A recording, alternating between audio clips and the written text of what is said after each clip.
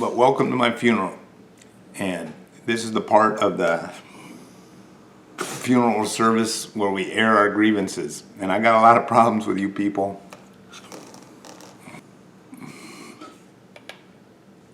I know people don't want to hear a guy that's dying, the eternal wisdom of a guy that's dying. Or, say live every day like you're dying. Because if you're not dying, then you wouldn't probably go to work, and you end up living in a van down by the river. So you either shouldn't live every day like you're dying, but you should make sure you're living the right way. And I think the thing is, I think inevitably you got to come back and re-examine your life every day. Maybe not every day, but every now and then you got to come back, examine your life, and make sure you're living the best life you can and spend as much time. One thing I'll say is spend as much time as you can with the people you love, with family and friends, because it's the bomb diggity. It's just that's what life's about, in my opinion, anyways. You strike a balance in your life, and it's always good to come back and examine stuff. And I think most people I know do that. I think most people I know live pretty fulfilling lives, and that would be my advice as a dying guy. I guess at this point, as a dead guy, that you gotta love people and spend as much time as you can with them.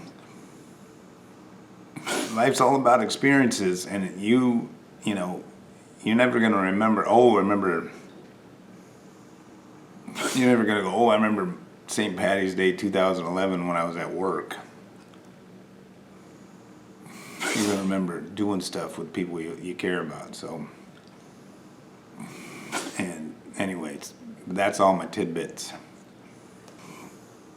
Word of advice: if you're a procrastinator like me, don't get ALS, because you start running out of time. In the vein of a famous speech from 1939, July 4th, 1939, I'd like to thank everybody in my life, because I want you to know I feel like the luckiest man in the world. Even though I've caught a bad break, I've got to live 45 years on this earth, surrounded by people that loved me, and I was able to love back. I was born with I had two parents that loved me. I had a brother that loved me my whole life and helped me. Even though we didn't see eye to eye and we weren't exactly alike, we had each other's back. And then throughout my life, I got more and more brothers that, when push came to shove, they showed me that they were truly my friends. And this experience has shown me. I had a mom that always pushed me to do stuff outside my comfort zone. I had a mom that loved me. I just wanted to thank my mom, and I wanted to thank the Amateurs for always being there for me. I want to thank the Frys for being there. Clifford for being one of the best friends you could ever be to a guy, man. Being there for me in every regard. I want to say the same to Billy Koenig and his whole family for always being there. And when I got sick, stepping up and helping me in ways that when I goes for the Amateurs too, coming over every Wednesday and helping me out in ways that I could never have imagined. I want to say thanks to my wife, who's a rock. thanks to who's so strong and such an amazing person. And it's an incredible mom to my children. I want to say thank you to my kids for being born and letting me be their dad for the 6 years that I have been able to, and they're the ones that I'm gonna miss more than anything in the world. They're the one thing that makes this harder than it otherwise would be, I guess. Growing up, I'd hang out with Mike and Maddie and Tony and Brian Fry, Brian Suckling and all them, and they'd always let me be around that kind of stuff, which always meant a lot to my mom.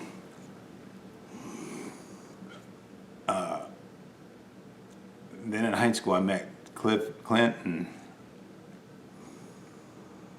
Amator and Billy Koenig, but the Amators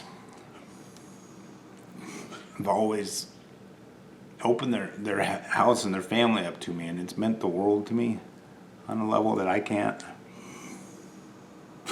express. And when my mom passed, and them being there for my family and me and my girls and my wife, I can't thank them enough. And when I think of Fred and Jan Amator, I think of them standing with their arms open and just ready to hug you, because if you're in trouble or you need anything, they're always there for you. And they're the kind of people that whenever I got diagnosed with ALS, I called them to tell them, and it was one of those situations where the way I think about them is if I tell them, then they'll make it okay. Like, it's going to be okay because I'll tell them and they can fix it. Obviously, that's unrealistic expectations, but that's kind of where they fit in my life, and I can't tell you how much I appreciate it. There's no way for me to explain properly, say how much I appreciate them and what they've done for me in my life, and what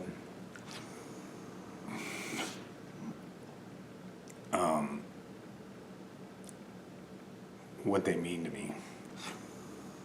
They've always been there for me, and I can't say enough, and that includes Drea and Clint and Clifford. And the one ask I have is that you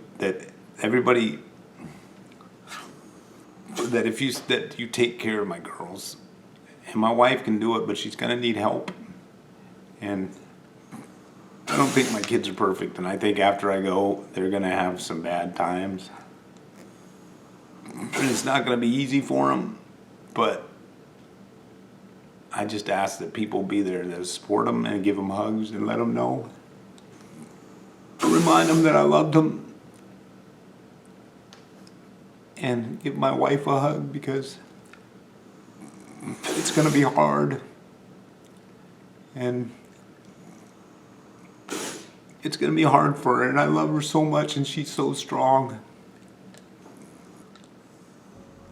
She's so strong, and she's such a rock in my life.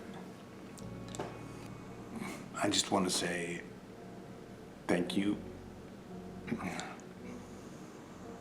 I feel like the luckiest man in the world to have such amazing friends, and it's hard to explain like what this experience has been like. Man, this speech sucks. All right. We are going to die, and that makes us the lucky ones. Most people are never going to die because they're never going to be born. The potential people who could have been here in my place, but who will in fact never see the light of day, outnumber the sand grains of Sahara. Certainly those unborn ghosts include greater poets than Keats, scientists greater than Newton.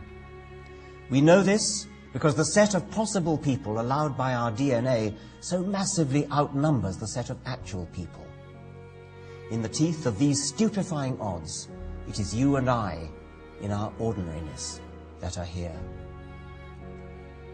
We privileged few who won the lottery of birth against all odds. How dare we whine at our inevitable return to that prior state from which the vast majority have never stirred? Ralph Waldo Emerson once said, "In some way, every man is superior to me, and in that I learn from him." Deep. That's deep. Deep.